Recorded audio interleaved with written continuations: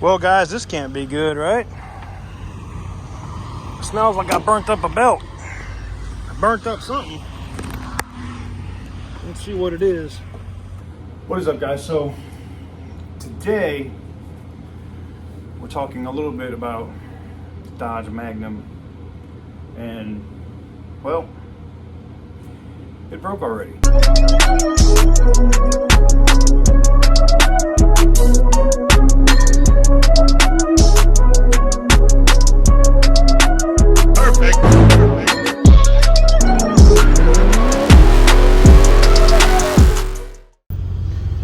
Well, that can't be good. If we look down there, it looks like the air conditioner compressor is toast. Now, what I'm hoping is it's not locked up, and if I leave it off, if it'll let the belt turn. That's what we gotta hope for at this point. It doesn't look like the pulley itself is bad. What it looks like is, and I know you guys aren't really seeing this on video good. There we go. It looks like, oh, come on, focus, goddammit. Fucking new iPhone and it won't focus, right? But the new iPhone focuses better. There it is. Y'all can see it down there now, right? So it looks like the compressor just shit the bed, and that sucks, because that's not gonna be cheap. I know this. All I can do is hope that it doesn't grenade. If it stays off, that's what we got to do, is try to keep it off. So I'm gonna go ahead and fire her up with the compressor off and see if it makes a difference.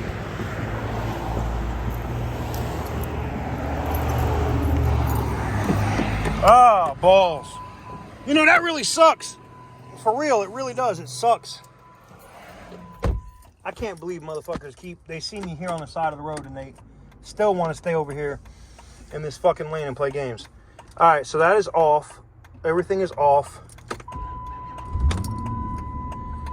AC is off. All right, let's go. Move over. I'm sick of this shit. Motherfuckers not paying attention.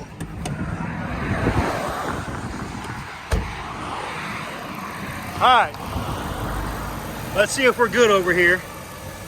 And it looks like we are good. We just got to leave that air conditioning compressor off because she grenaded. That's what that smell was. Alright, that was the biggest thing. I wanted to make sure I could get her home and I wasn't going to blow up this belt. But now that I know that, now we'll be able to price a fucking air conditioning compressor. That sucks. That really sucks, man.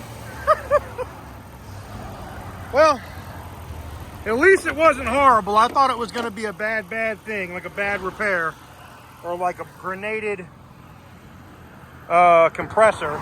I mean, a grenaded pulley. But it wasn't, so we're good. These fucking cocksuckers, man. I swear to God. You gotta love the people that see a motherfucker literally on the side of the road and they want to keep flying by, right? Fucking dicks. All right, so it's windows down time. But anyways, guys, there it is. We're gonna get it home and we'll discuss what the hell's wrong with the car. This doesn't make for great video, guys, but we are cruising. You can see I got the cruise control set. Now, what I don't know, we'll have to see tomorrow during the daytime. I'll get up early in the morning. I'll crack the hood. Uh-oh.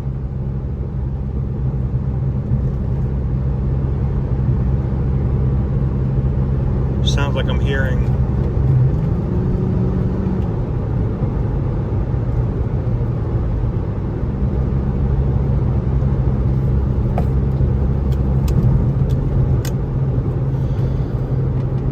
I'm getting like a in the back of the car. I'm trying to, now I'm like freaked the fuck out. Literally just driving this thing back. Just made a little run, man. You know, I linked up with Slime Pack _392 for a quick little video and all of that, and we just chopped it up for a little bit. And then I was like, yeah, all right, you know, I went on a little run with the car, see how she was doing. Got on her a little bit, drove it, you know, and I'm on the way back. You know, I came up towards the Dunn/area, and I also had to make a run up here towards Garner for Home Depot. So I did some driving today, and the temperature has got cooler. That's a positive. Now, part of that is because the AC's not running. Now, I don't know, maybe the compressor just grenaded. I'm hoping that's all it is. And I'm hoping the other stuff that I see there, you know, I see that the what you call it? There's like stuff around it, and I'm hoping that's not belt material I'm seeing down there. I'm hoping that actually came from inside the compressor. I don't know, we'll see. It now, as I'm driving it, you know, I said before that she was kicking, or like, I don't want to say kicking or bucking, but it was like, you know, like, and it could be the MDS system, right? Or I could have a bad coil that is doing whatever, right? But like right now, we're just rolling. I really hope it's not like a axle or a Jesus Christ. I hope not. You know I just put wheels on the car too, so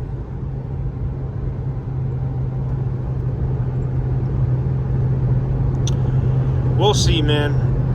I'm gonna focus on it and see what I hear noise-wise, and we'll get it home and figure out what's on. We know the motor's solid, right? That's not an issue.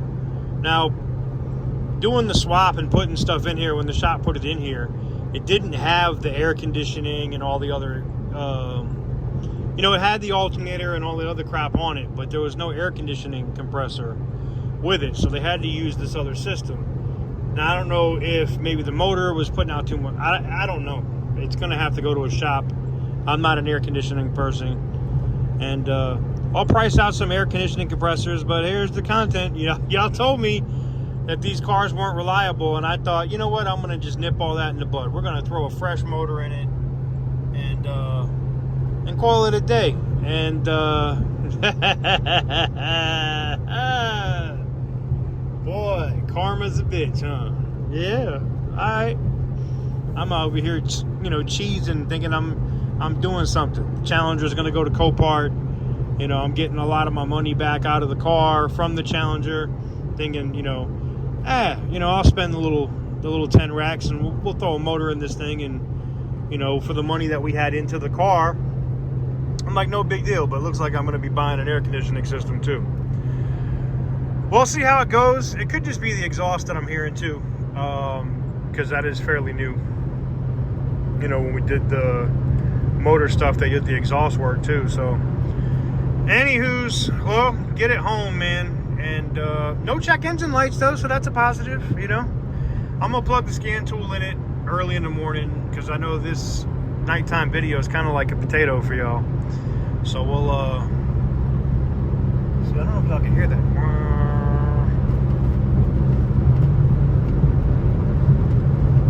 It is the exhaust. All right, so we're good. All right. Whew, man, that puts me at ease. All right, let me get this thing back to the farm, and we'll try to get on it tomorrow and find out what the hell's going on. So, as you guys can see from the little clip there with the smoke and stuff coming off the hood, it looked pretty ominous. It looks pretty bad, but taking a look at it in nighttime, you really don't get to see it that well, but actually getting a chance to look at it during the day, it looks like just the clutch at the very front of the air conditioning compressor blew up. You get that same, like, bad bearings, metal on metal sound.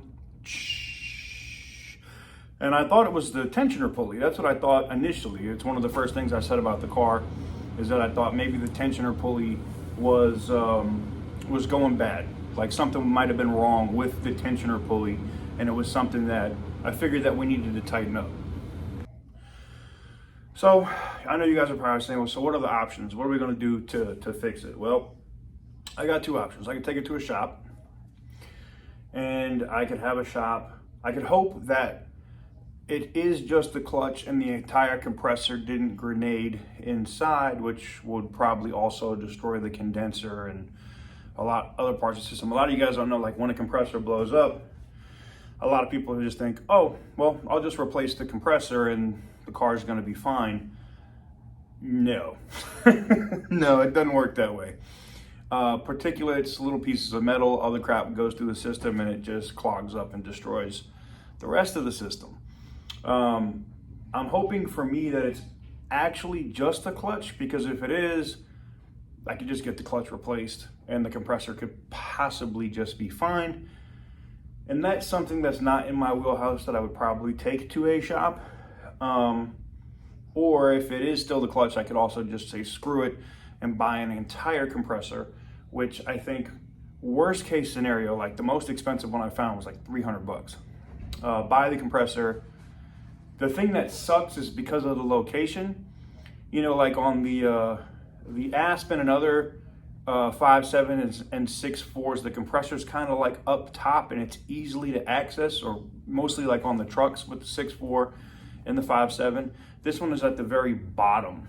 And I know some people said that when the motor was built, or, you know, to put this, you know, bored out motor in the car, that people were telling me that, well, you know, if you didn't update all the accessories, they could fail. And I didn't believe that. I still don't believe that, because I've looked at, you know, where people have used accessories off of 5.7s and 6.1s and through a 6.4 crate motor and something, I never had an issue. So it is what it is. But anywho's, now that we know what the issue is, the car runs just fine.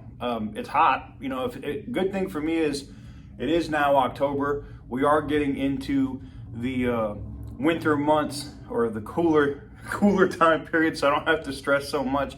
It's not something I need to do right this moment. As long as the rest of that pulley around the compressor is solid. You know, I don't want to break a belt or whatever.